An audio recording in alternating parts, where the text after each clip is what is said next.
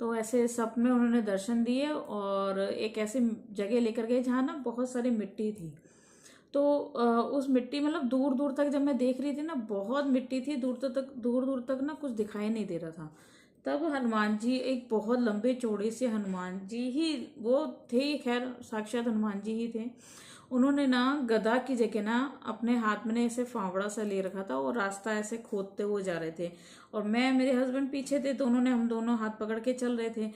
तो वो जो रास्ता खोद रहे थे ना, तो मैं उसी रास्ते पर चल रही थी। लास्ट जब नजर उठाई ना, तो मैंने देखा कि वो केदारनाथ था। केदारनाथ पर भोले बाबा के मंदिर लेकर गए मेरे को। फिर जब मैंने अपना आसपास देखा कि भाई वो हनुमान जी कहाँ गए, जो गदा हनुमान जी कहाँ गए जो रास्ता खोद रहे थे, तो मुझे तो कुछ दिखाई नहीं दिया, वहां कुछ भी नहीं दिखा। जब मैंने पीछे ऐसे पलट के देखा ना, तो बहुत एक लंबा चौड़ा सा बंदर ना मेरी तरफ जंप मारने लगा, मतलब भाग के बहुत दूर से मेरी तरफ आ रहा था और मेरी तरफ जंप करने लगा। और मैं, मतलब कि क्या था कि वो जब उन्होंने जंप करी ना, और मैं बहुत जोर से डर गई। और डर गई थी, तो फिर तब मेरा स्वप्न, मतलब मैं टूट गया। फिर जब मेरा सपना टूटा, मैं उठी। मैंने कहा ये, जब इंसान जब सपना आता है ना, तो फिर रिपीट सोचता है कि ये क्या चीज़ है, क्या दिखाई दिया, क्या कहना चाह रहे थे। तो कहीं ना कहीं मेरे माइंड में एक चीज़ क्लिक करी थी कि स्वप्न अगर ऐसा आया है आपको, भोले बाबा के मंदिर लेके हनुमान जी आए हैं, भोले बाबा के मंदिर लेकर गए हैं, तो कहीं ना कहीं ऐसे मुझे अंदर से एक इंट्यूशंस आ रही थी कि क्या पता मुझे चाह रहे हो कि मेरे को एक स्पिरिचुअल लाइन में आगे जाना चाहिए, पढ़ना चाहिए, या एक भक्ति की तरफ बढ़ना चाहिए, भक्ति की तरफ जाना चाहिए, ईश्वर की तरफ ध्यान देना चाहिए।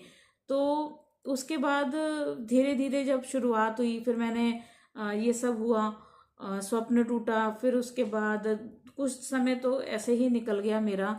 फिर ऐसी एक टाइम आया था कि मैं ऐसे इंस्टाग्राम चला रही थी। इंस्टाग्राम चलाते चलाते क्या हुआ कि मेरे को एक टैरो कार्ड्स और टैरो रीडर्स का पता चला, जो मेरे गुरुजी हैं उनका मुझे पता चला कि ये टैरो रीडिंग सिखाते हैं। तो फिर वहीं से मेरे पहले टैरो कार्ड की शुरुआत हुई। और जो मेरे गुरुजी हैं उनकी एक कोर्स में एक खास बात ये है कि वो जब कोर्स कराते ना, तो उसके साथ साथ ना वो एक मंत्र साधना करवाते हैं। मंत्र साधना यानी कि वही मंत्रों को साध लेना। तो उसमें आपका जो कनेक्शन स्टार्टिंग से, या तो बचपन से, या रिसेंट आपका किसी देवी देवता से, किसी से अचानक से आपका किसी का कनेक्शन बनाना, तो आप उनका मंत्र एक साधना के तौर पे आपको उनका मंत्र दे दिया जाता है ना। वो मंत्र जो कराते हैं ना, तो उसके लिए प्रॉपर 2 से 3 घंटे लगते हैं उस साधना में। वो हमारे गुरु हैं, वही कराते हैं।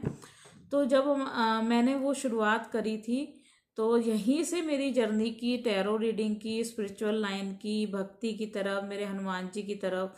तो जब मैंने साधना करी ना, तो मैंने उसमें हनुमान जी को ही लिया, हनुमान जी का ही मंत्र लिया, और हनुमान जी को ही एज अ एक भाई के तौर पे मैंने उनकी साधना की। उसमें उस साधना में मेरे को 2 से 3 घंटे लगे थे।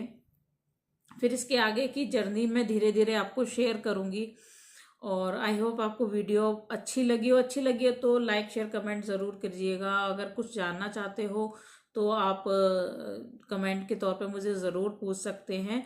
और यहीं से मेरी भक्ति की शुरुआत हुई, और यहीं से मेरा ईश्वर के साथ कैसे कनेक्शन बैठा, कैसे मैंने अपनी शुरुआत करी थी, और ये सब चीज़ें मैं आपको धीरे धीरे बताऊंगी। तो आप वीडियो को लाइक शेयर कमेंट ज़रूर करना, जैसे भी हो।